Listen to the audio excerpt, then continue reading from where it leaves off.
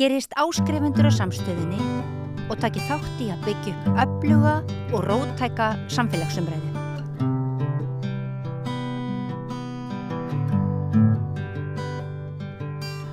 Já, Jóhannes Sturlaugsson, líffræðingur, hann kominn hingað að rauðaborðinu. Vertu velkominn, Jóhannes. Takk fyrir. Sko, við ætlum að ræða hérna risalax sem að þú hefur verið að fjalla og skrifa.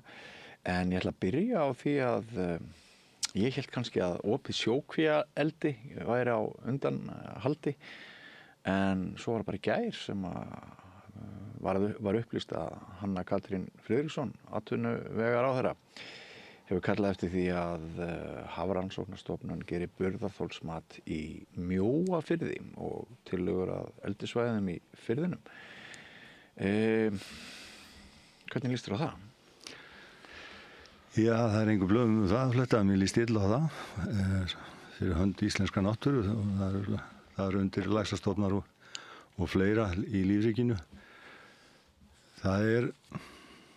Þetta kemur eiginlega eins og þruma úr heiðskíru lofti, verð ég að segja, því að núna ekki bara mánuðum saman heldur yfir lengra tímabil, þá hefur nú verið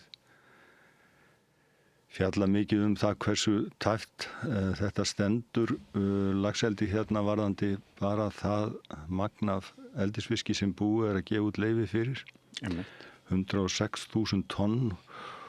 Og vandræðagangurinn eðlilegur og meðal annars tilkomin af því að menn fengu svona þetta kallaði raunveruleika tek að þegar stóra slysasleppingin var 2023 en slíkar það má búast við slíkum sleppingum með ákveðnum millibili. Hún bara sýndi fram á að þessi 106.000 tonn of mikið magn og enn frekar af því að við erum einungis að ala upp helmingin af því magni nú þegar og samt var allt í kaldakólum.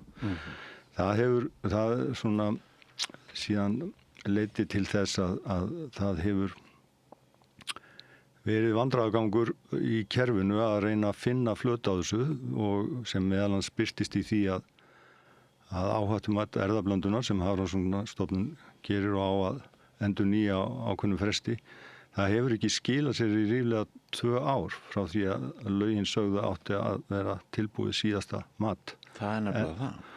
Og þar vandræðagangurinn slíkur að þessi 106.000 tonn þau eru bara ekki að ganga upp sem nú þegar búið að úthluta.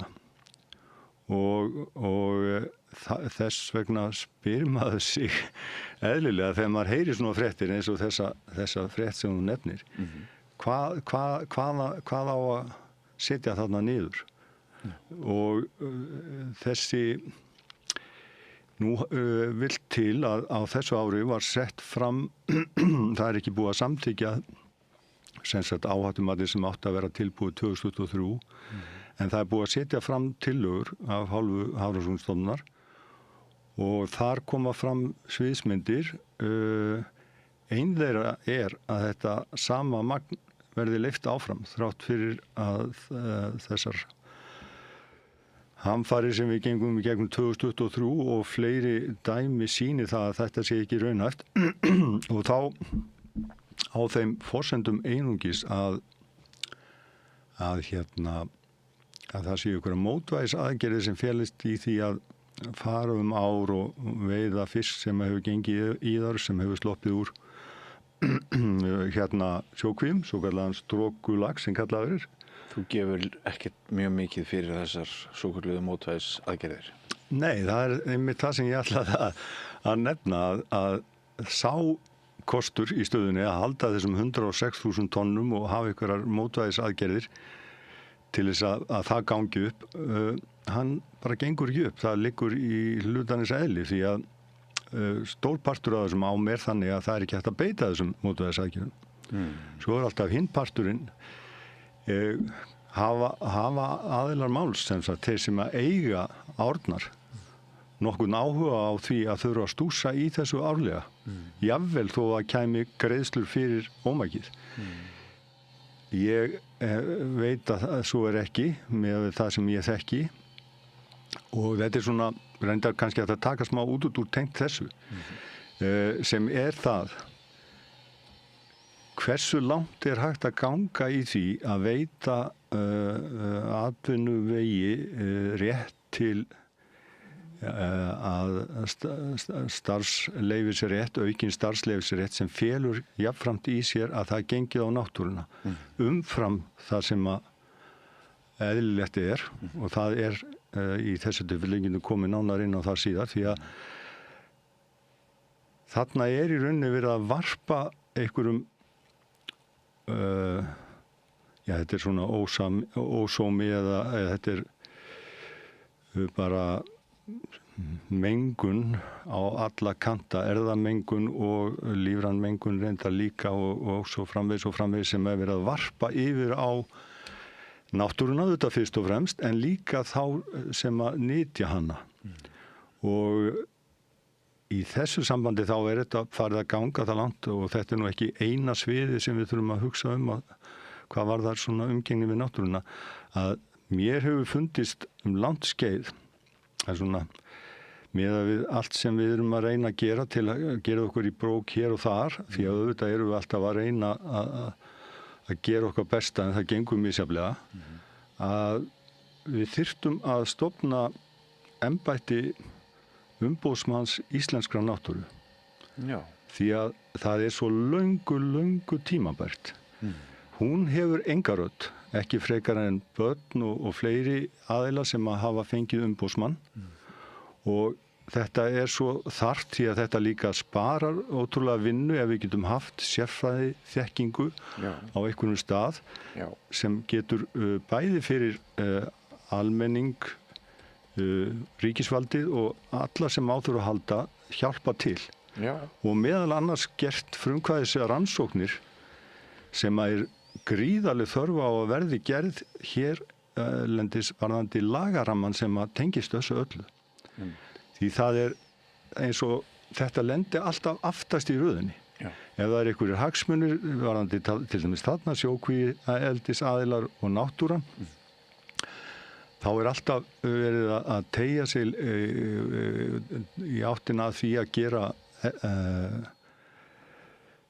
atvinnuveginum eitthvað léttara að labba veginn, jafnvel þó að það hafi komið í ljós að hann hafi ekki staðið sig, til dæmis eins og sjókvíaeldi, þar sem að fyrst þótti mönnum nóg að það væri 50 hver fiskur dauður í kvíunum og síðan þetta 4 hver fiskur. Ég var nú að lesa, held ég núna bara, ég held að hann hefur verið Icelandic Wildlife Fund sem var að tala jafnvel bara, hvort það voru ekki bara 40% af því sem fer í kvíarnar núna síðustu, eða allavega þetta árið síðasta árið sem hefur drepist í kvíunum. Það rosalega. Já, og þá spyr maður sig, býtu við, eins og núna eru þeir félagarnir hjá fiskeldi, sjókvíaeldisaðilda. Nú verður að gera greinamun á landeldi og sjókvíaeldi og það svona dálítið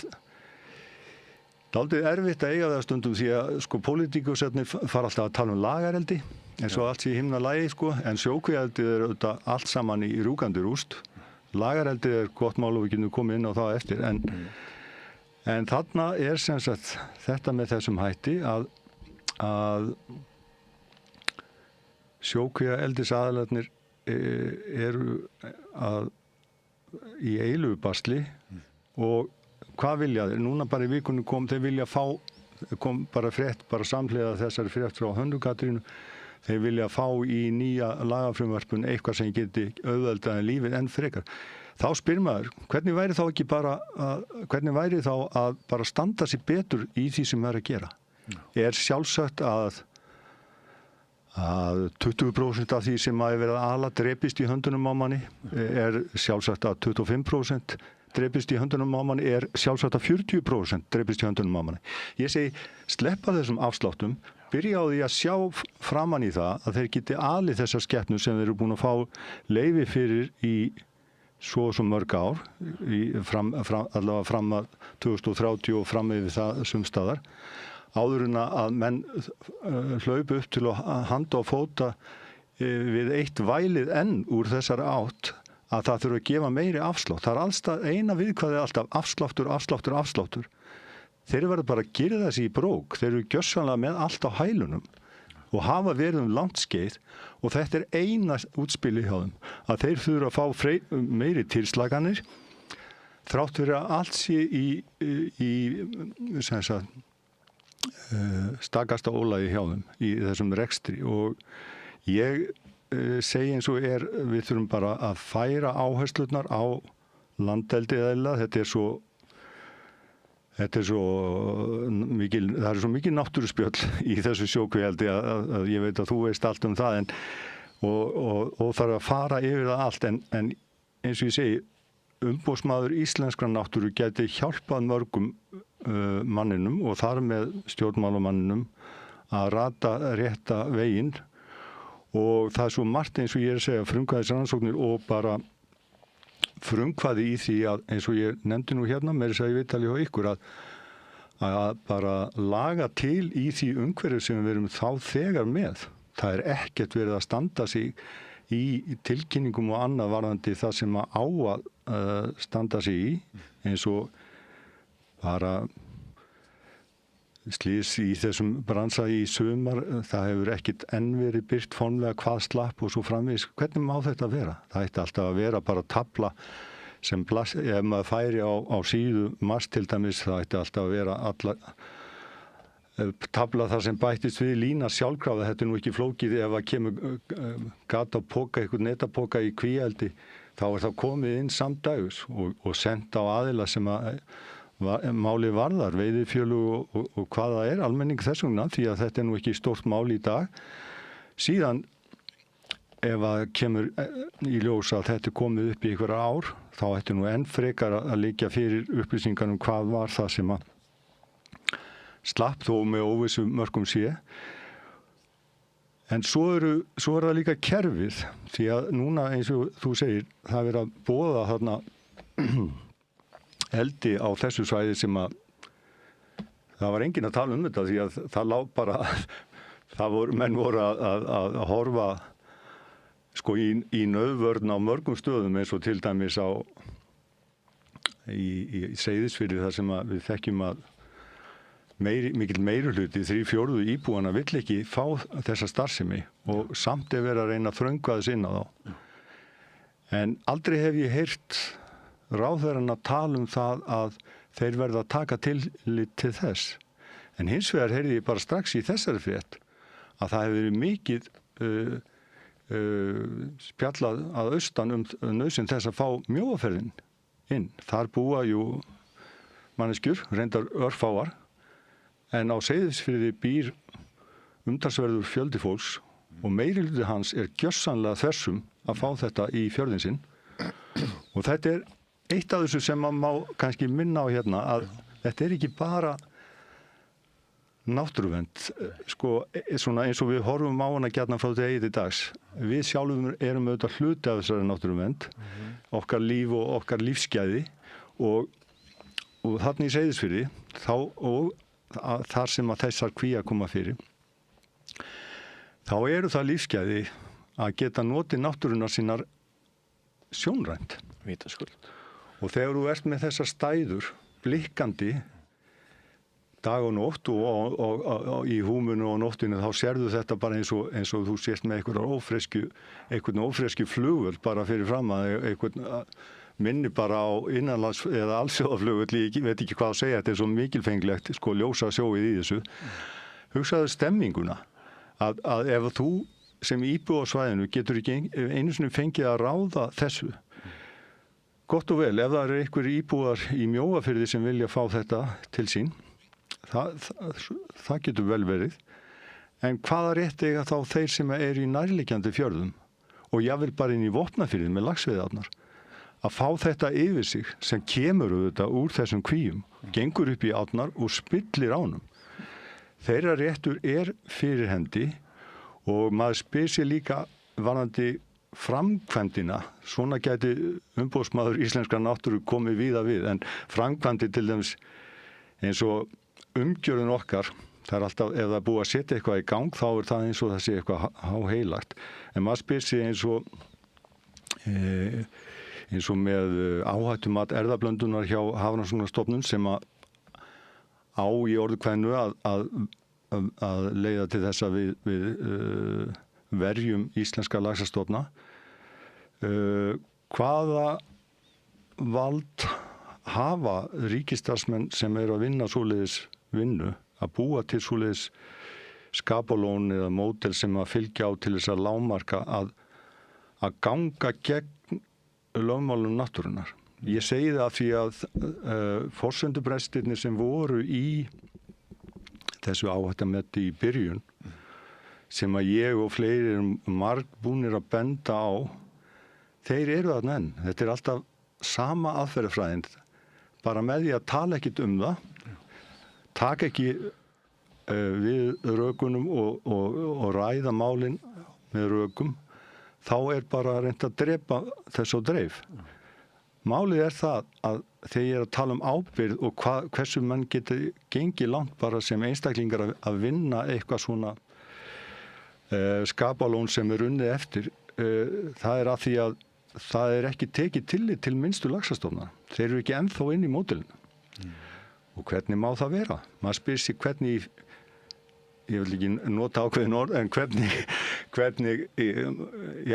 má það vera að við séum með þetta ennþá þannig að þeir séu, og þeir eru oftast þeir sem að eru brothættastir þegar það kemur að slíkum hættum sem að felast í því að erfðamengi er þynnt út af eldislöxum. Ég segi það er auðvitað eitthvað sem að mér finnst komið tíma á að það sé fjallað hvernig þetta er. Því að skýrstæmið í þessu fyrst var talað að það þyrfti einhverja 50 laxa til þess að átnar skráða veiði til þess að væri tekið inn í matið. Og það hefur sem sagt bara verið við hjá þeim þá. Síðan kemur í ljós á margan hátt að þetta er ekki að ganga upp. Og hvað gerist? Í staðinn fyrir að allir stofnar séu bara teknir inn, þá er allt í einu núna að vera að tala um einhverja 40 laxa. Býtu, hvað breytist í millitíðin? Ekki hef ég heyrt og hverju breyta þessu 10 laxar? Og af hverju 40 en ekki 30 eða 20 eða hvað það er, því að þetta er svo makalust að bara annarkvort er verið að reyna að hlífa laxastofnum landsins og þar með þeim smáu eða ekki. Og ég segi réttur manna, hvort sem þeir vinna á Hafrannsóknastofnun eða annar staðar, til þess að úthýsa hinum sem að þýðir þá í leiðin að það er ekki tekið tillit til þeirra úr matinu, hann er enginn. Og þá ég myndi vilja, ég óska eftir því að einhver komi með þau lagarök sem segi að það sé hægt að fara fram með þessu gegn náttúru landsins. Á sama hátt eins og að það er enn talað að það sé í lagi að sjókvíeldislaxar, sem sagt af norskum uppruna, sé að hrygna í ám upp að 4% af þeim sem er að hrygna hverju sinni í ánum. Algjörlega galið þetta og hefur aldrei verið rætt til enda því að það er engin vilji til þess. Og ég ætla ekki að fara út í smáatriðin aftur en þetta flökku viðmið sem er lagt til grundvallar sem er svona eðlilegt í hjá laxinum að stofnar þoli það að fá ákveðna innblöndun á þess að eiginleikarnir sem er búnir að skapast á árþúsundum hverfi séu þannig að þeir þoli þetta en flakkið er auðvitað ekki 4% og það er nú að fyrsta og flakkið er í öðru lagi frá hendi laxa sem eru yfirleitt þá frá sama landi, nærsvæðis, en ekki af einhverjum allt öðrum stofni, norskum stofni sem er fjarskyldur og er í rauninni það sem að framandi, það sem að gleymist í þessu til sama tegund en stofnin er framandi. Þessi norski laxastofn úthyntur til með kynbótum fyrir eldi eykur enn frekar á það. Þannig að þessi umræða að við séum allt í einu ekki bara að gleyma því að núverandi áhættumat og allt sem við þurfum að takast á við bara í í samtímanum vegna leyfa sem hafa verið gefin út, það sé ekki bara þannig, heldur ætlum við að fara að gefa í. Það hljómar alveg hræðilega í mínum meirum og ég vona svo innilega að þetta verði stoppað af þessar hugmyndir því að það allan heim verið að hamra á því hversu arfavitlaust þetta og allstaðar verið að reyna að stoppa þennan ósáma af og allt þar fram eftir og við verðum að reyna að halda í okkur. Ég hef nú komið inn á það hér í mínum röksemdafærslum að auðvitað vilja allir að skapa atvinnu allt land og viðhalda atvinnu og allt það, en það verður að vera réttum forsendum. Já. Og það má ekki, þó að náttúran sé í orði kveðnu mállaus, þá má ekki ganga gegninni því að við höfum auðvitað byggt okkar tilvist á þessu landi að ganga með sómasamlegum hætti náttúruna þó að hafi komið svona dalir í það hvernig við höfum hagað okkur þá allavega höfum við engin rök í dag með alla þá þekkingu sem við höfum til að ganga gegn því sem við vitum best og þess vegna svo mikilvægt að við hugum að því hvað getum við gert annað. Þetta hefur komið upp annar staðar að menn hafa bara gengið fram fyrir skjöldu og bannað laxeldi og þá hefur þurft að leggja þetta miklu meira á sig til þess að koma með kannski störf sem ekki fljót tekin inn á svæðið og ýmislegt í þeim dúr, en það hefur verið gert og ég hef nú bent á það sem mér finnst auðvitað blasa við að vegna þess að við auðvitað fórum þá grætilegu leið að taka kvótan af landsbyggðarsvæðum og færa til með kerfi sem að gerði það mögulegt að þá skuldum við þarna þessum byggðum að gera allt sem við getum gert og ég myndi segja sumir segja að það sé langsótt að færa þessa kvóta aftur á sína staði, gott og vel. Látum það liggja milli hluta í bili, en eitt að uppsjávarfiskar koma við sögu í laxeldi og þeir eru illa nýttir því að þessir fiskar eru settir í mjöl og lýsi og hvað það og þetta notað í fóður ásamt í ýmsu öðru sem nú ekki parfínt allt að rækta sojabönir með því að slátra einhverjum regnskógum og fleira. En hvað það? Það eru kannski 4-5 einingar sem að hverfa á móti einingu sem skapast þarna í laxinum úr þessum fiskum og reyndar miklu meira því þetta allt saman af einhverju formúlur þar sem að enginn tekur til þess að allur stór partur af laxinum að drepast í kvíunum. Bara gúan og útgáfa þeim megin. Jæja, gott og vel. Það sem við getum gert að ríkisvaldið beiti sig fyrir nýsköpun sem ætti nú ekki að vera neitt sérstaklega erfið í þessu tilfelli. Nýsköpun sem felst í því að breyta þessum uppsjávarfiskum okkar hvort sem það og þá ég helst að tala þessar sem þykja nú ekki besti mannamaturinn eins og loðuna og kólmunu og hvað þetta breyta þeim beint í mannamat. Ekki vera að færa þetta niður fjórfaldi eða meira ef við tökum tillit til alls laxinn sem drefst við harmkvæli reyndar í kvíunum. Heldur breyta þessu með nýsköpun og við vitum alveg hvað Íslendingar geta gert þegar að setja undir sig hausinn. Já. Og ef að nýsköpunin væri keyrð þannig að það væri, ég veit ekki hvað að segja, helmingi meira fé veitt ef það væri í þessum brothættu byggðum eða þessum meira, ef þetta væri staðsett þar næst miðunum og ég vil hægt að endurnýta eitthvað af þessum bræðslum og annað sem verið að leggja af meðal annars núna síðast á Seyðisfirði, þá væri það eitthvað sem maður kynna að meta. En þetta að koma alltaf fram með þeim hætti að við þurfum bara að vera alltaf að bíða eftir að einhverjir erlendir auðhringir eða einhverjir risafyrirtæki komi og segi að þetta getum við gert fyrir ykkur og það skapast hérna nokkur störf. En þetta eyðileggur hjá okkur náttúruna en það nú bara þannig. Þetta er ekki leiðin. Nei. Það er ótrúlega margt sem að orðið þín svona alls konar viðbrögð sem þau vekja á mér. Ég hef nú sjálfur haft miklar áhyggjur af þessu og ég tók saman bók um spillingu og í ljósi þess sem þú nefnir þá má benda það að einn viðmælandi minn ræðir þar svona upphaf þessa bransa sjókvíaeldis að þar fenginn fyrrum þingmaður og ráðherra sem lobbyisti sko og fluttur þarna vestur og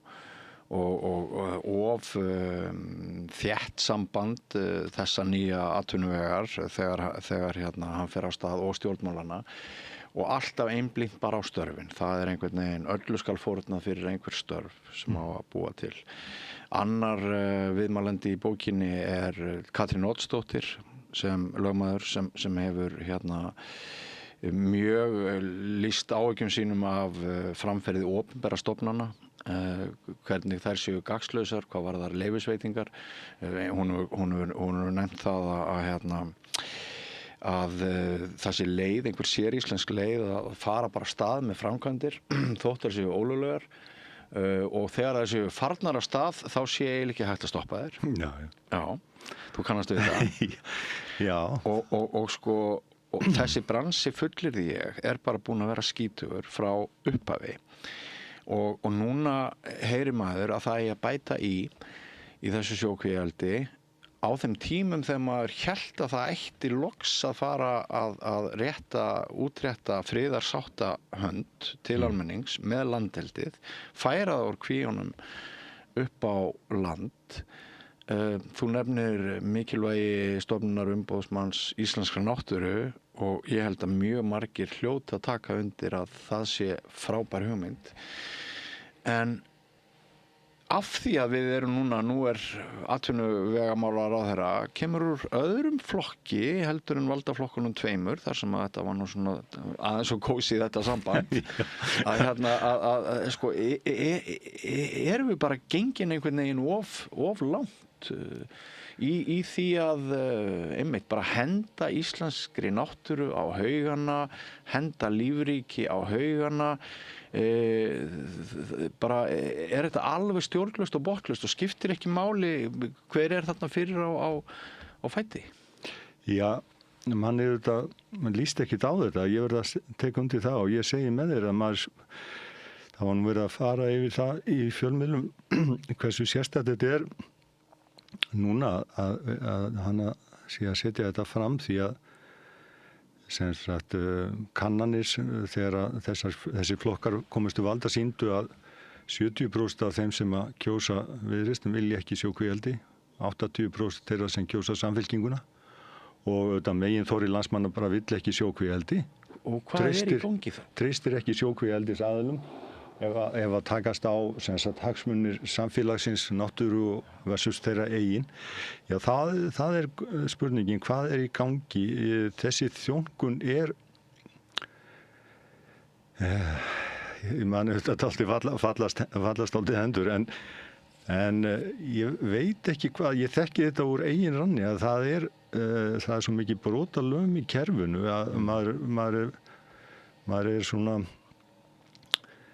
Já, eins og ég nefndi við þig bara að það sé ekki veittar upplýsingar sem á að veita og annað. Sko, kerfið reyndar, hvort sem það áhættumat eða ýmislegt fleira. Fyrir mína parta þá til ég það bara handónýtt en gott og vel. Það þó eitthvað kerfi og það skuli ekki einu sinni vera hægt að sinna þeirri vinnu sem ætlast til samkvæmt því kerfi. Hver ábyrgð opinberra starfsmanna sem að starfa á þessum stofnunum sem að hafa verið mjög gagnrýndar? Já, það góð spurning. Ég auglýsi enn eftir þessu sem að var tengist slysasleppingunum í sumar. Af hverju eru þau gögn ekki komið fram? Og og núna þegar að bara þessu tengt bara vel við hæfi að nefna það að vegna þessara fréttar að þeir að fara að gefa út eitthvað eldi eða leyfa eldi í Mjóafirði. Þá hvað gerist? Sama dag þá kemur frétt og kemur ekkert óvart að það sé eitt gatið enn hérna hjá okkur í Reyðarfirði. Nákvæmlega.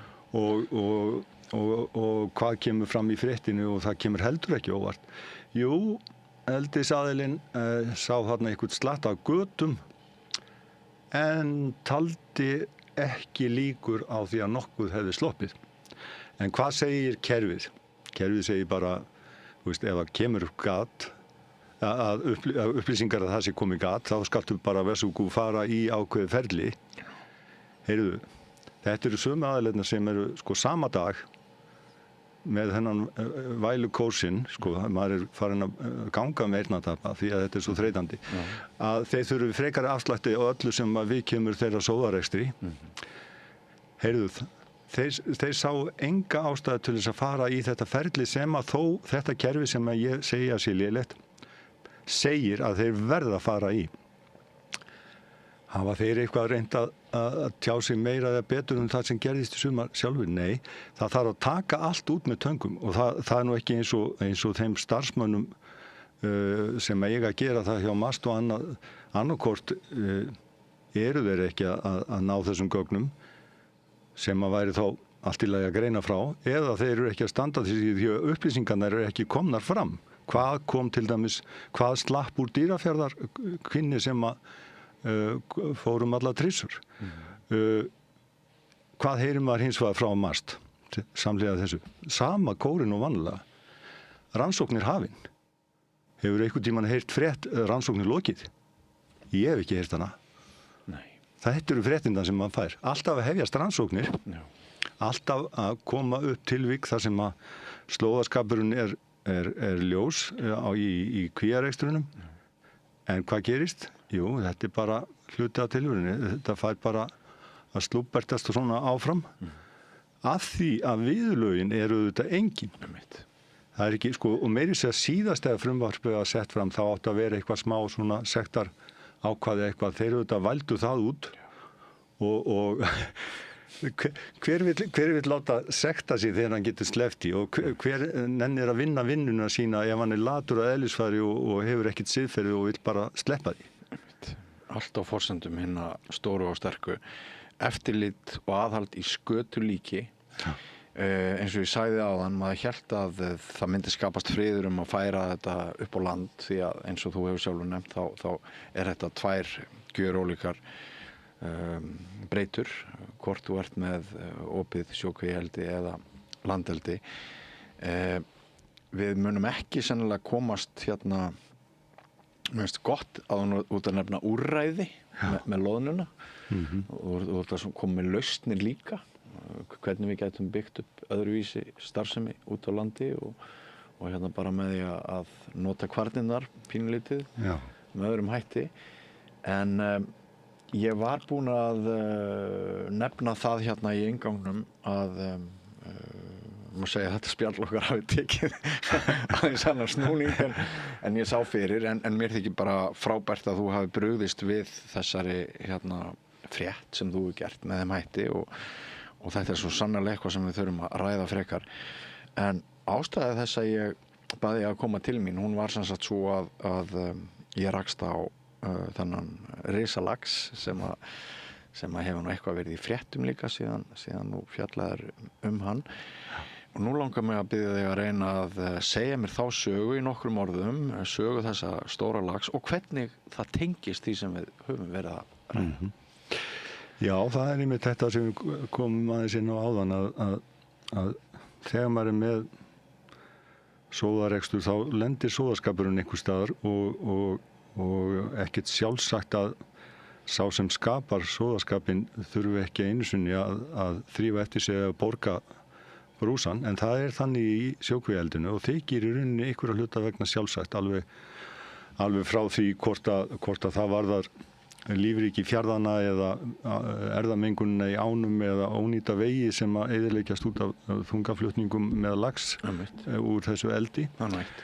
En vegna þessa þá eru menn á eigin kostnað að reyna að bjarga sér hver sem best getur og þetta er það slæmt mál að þeir framsýnustu og sem að hafa tök á, þeir eru byrjaðir að reyna að verja sig með öllum mögulegum ráðum og eitt þeirra er Óttar Ingvarsson, eigandi Haffjarðarár, sem hefur gert það með ýmsum hætti. Meira segja keypt hér fengið á eigin kostnað norska kafara til að fara viðbótar ferður ána til að reyna að finna norskan lax. Á eigin kostnað? Já. Og síðan hefur hann sett upp ristar neðst í ánni eins og í fyrra til að reyna að sporna gegn laxgengd úr þessum kvíum eftir að veiðitíma var lokið. Síðan hefur hann fengið mig síðustu 3 árin til að fara í ána að hausti þegar hryggingin er hafin og veiða hænga sem er síðan sem ég fer með síðan á rannsóknarstöðu í Borgarfirði. Ferðu þá í kafarabúningi? Nei, ég er nú bara í mínum gömlu góðu vöðlum, en ég er svona hef verið einn það að veiða fiska að nætuþeli með ljósi og háf. Og gert þetta alla þessa öld. Og reyndar í mínum rannsóknum, það er nú þannig að ég er ekki bara búin að vera að rannsaka lax í yfir 30 ár og aðra fiska reyndar líka. Ertu ekki doktor í þínum fræðum?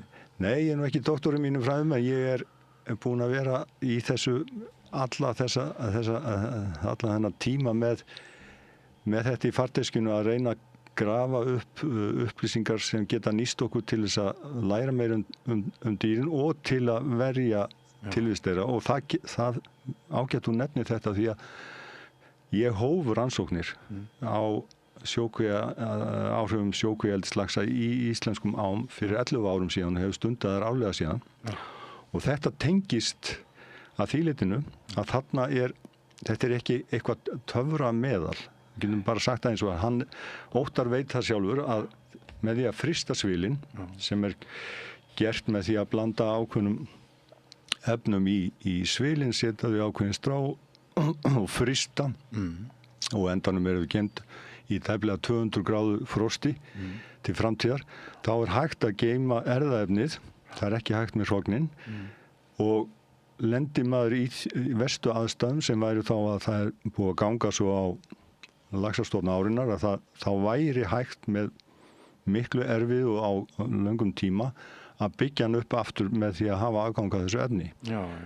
En þetta er dæmi slíka nauðvörn sem að menn eru komnir í og allt kostar þetta vinnu og peninga og allt er þetta sett í fangið á mönnum óumbeðið auðvitað og lýsir því hversu slæmt ástandið er.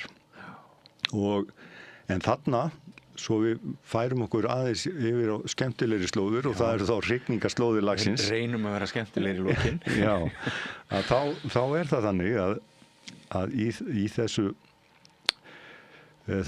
slíkum veiðum þá sem sagt fer ég á stúana eftir að myrkrið skellur á og ég sé fiskana út undan mér og svo það gengur nú ekki að vera með þetta flóðlist allt en það eru ákveðin aðferðafræði að kveikja og slökkva á ljósunum og hvað það er en ég læði sem sagt að þeim og þegar ég kem að þeim þá sé ég nú reyndar yfirleitt hvort þetta er hængur að hrygna en gott og vel ég var sem sagt að veiða hænga svo hefði nú kannski bara átt að veiða hængana en af því að svona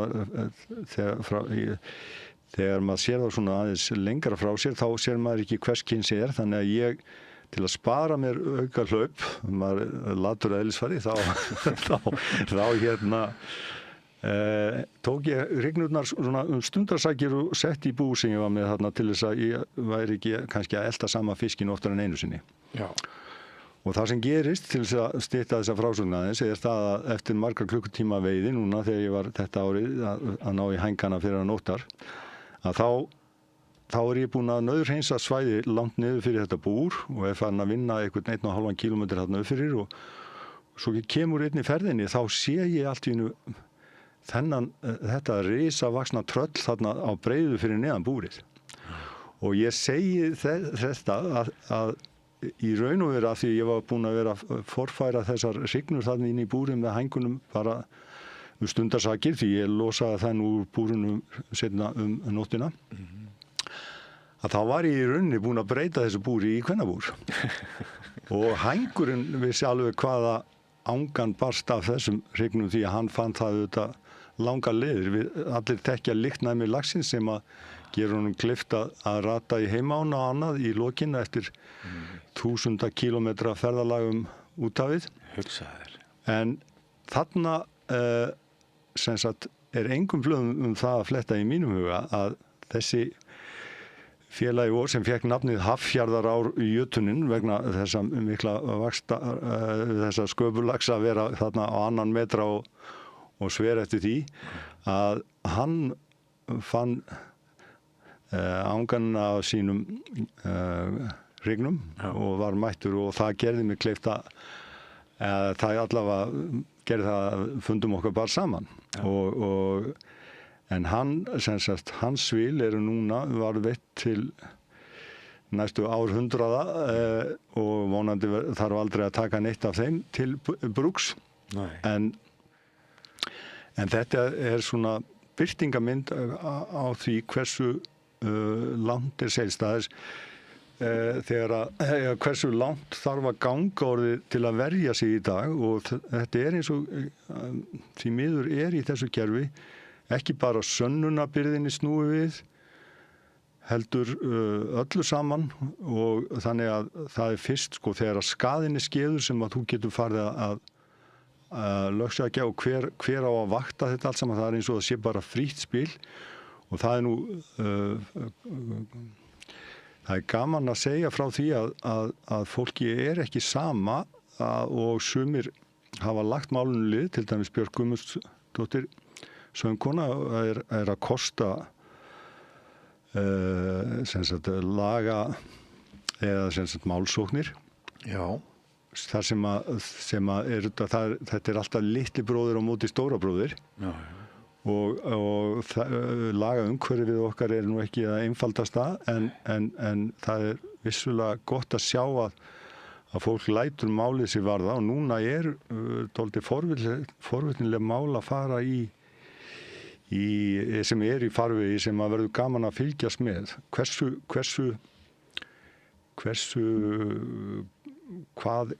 götótt lagað umhverfið okkar, það kemur í ljós núna því að það hefur alltaf verið það nú verið fjallum það núna þessi náttúruverndarsamtök sem eru að reyna leggja þessari varnarbaráttu lið eins og Icelandic Wildlife Fund og North Atlantic Salmon Fund og fleiri að þeir eru að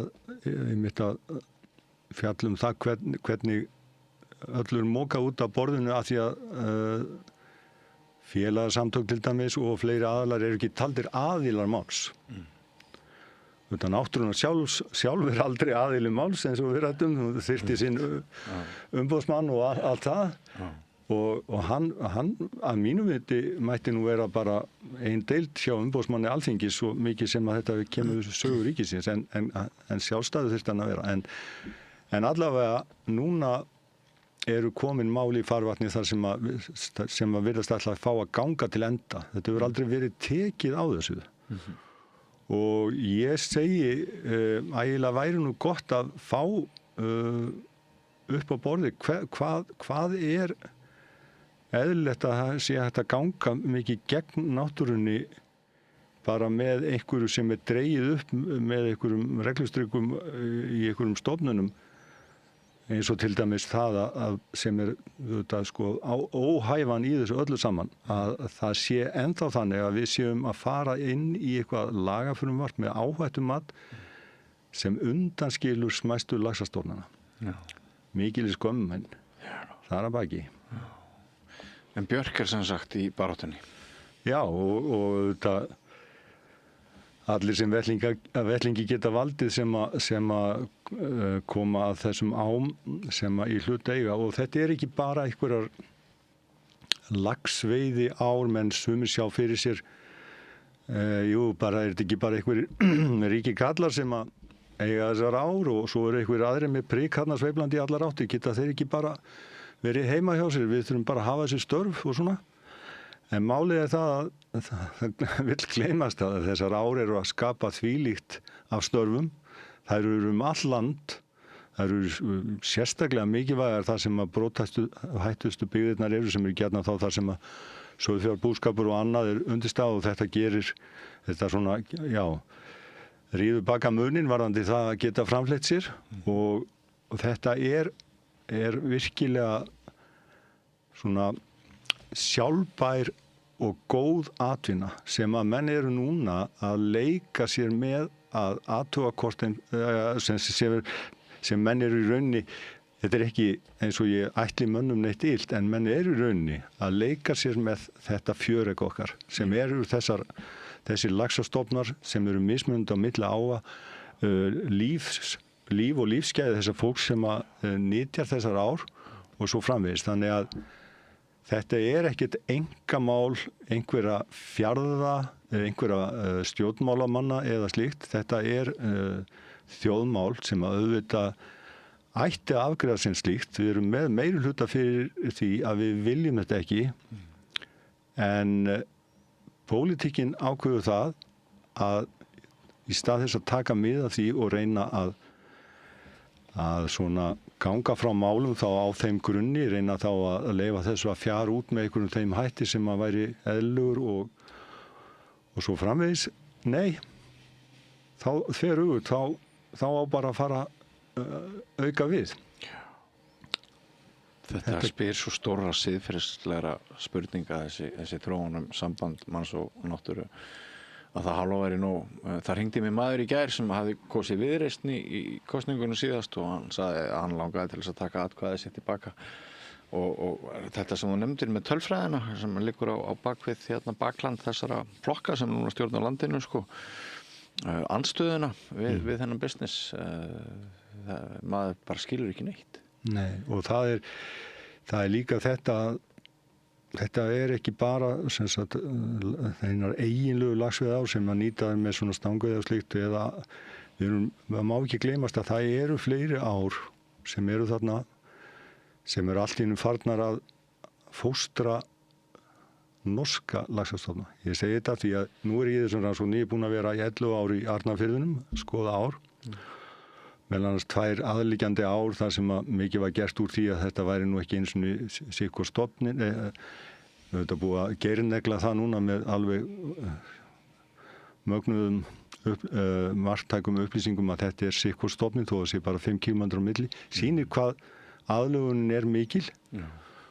Og svo hef ég, þessar rannsóknir hef ég unnið með fulltingi prófessors í stofnlíffræði sem að starfa við Háskóla Íslands, og við höfum verið líka að safna gögnum í Austfjarðaránum núna í 3 ár. Og ég nefni þetta með að átnar að þetta sé ekki alltaf bara eiginlega laxveiði á svona stangveiði sem nýttar til stangveiði, því að þar er maður að sjá til dæmis ár sem að sannarlega er ekki hægt að kalla laxveiði ár, þar sem að hafa kannski stundum verið og er þekkt að eru litli stofnar eins og Borgarfjörði eystra og víðar, eða ekki kannski verið tala nokkuð tíman eiginlega stofnar, hefur verið lax í einhver reytingur eins og við Berufjarðará á köflum. En hvað vorum við að sjá? Jú, til dæmis þegar við fórum fyrst inn 2023, seiðin sem við fundum í Berufjarðará 97% norskur lax. Sem sagt, núna þá ætlum við kannski smátt og smátt að fara að breyta þessu þannig að því að auðvitað þeir hafa ekki tíma til að sinna sinni vinnu í þessum sjókvíum, þannig að þeir geti haldið þessu á lífi eða eitthvað þaðan að betra, að þá þurfum við að fara í einhverja frekara afslætti, leyfa þeim að sóða meir út og ala meira, því að þeir verða að ná þessu inn á fjöldanum, því að þetta drefst allt í hendunum á þeim. Og í kaupbæti fáum við hvað? Jú, norska laxastofna í íslenskum ám. Er það sem við viljum? Ó nei, það er fjarri því. Og svo allt hitt, laxalúsin og annað sem við getum ekki verið að koma inn á, sem að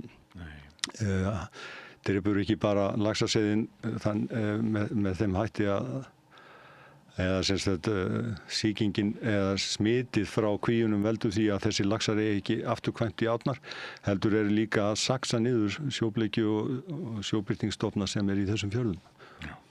við kannski tökum það fyrir bara næst þegar þú mætir hér að Rauðaborðinu.